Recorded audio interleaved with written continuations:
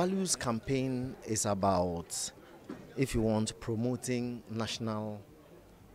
nationalism, patriotism, and all of those things that help to build a campaign. You see, to build a nation.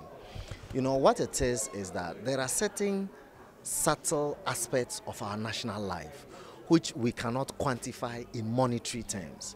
And because we cannot quantify these things in monetary terms, oftentimes Ghanaians overlook these matters. For example, we cannot quantify how much it costs our nation in lateness, for example. You know, when people are supposed to be at work at 8 a.m. and they come in at 10 a.m. and then they leave at 2 p.m. or 3 p.m. instead of 5 p.m. and so on. The man hours that we lose and how much productivity is lost is not something that oftentimes we quantify.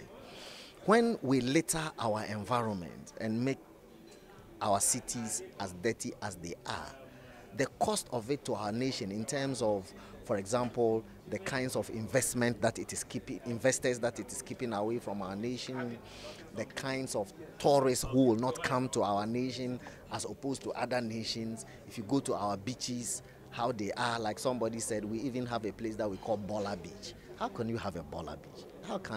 How do we accept the fact that our beach is Bola? You know, but these are all matters that we don't quantify. So we at the Ministry of Information then decided that, look, these matters cost us a lot as a nation.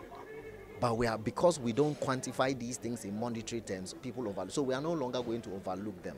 So our values campaign is supposed to create awareness about these matters. Punctuality, littering of our environment, keeping our beaches clean, you know, coming to work early, patriotism, commitment to our nation. All of these matters are what we call the values campaign. So we will be, if you want, releasing specific, if you want, documentaries, short films, etc. on all of these themes, you know, in order to try and whip up some element of patriotism in our citizens.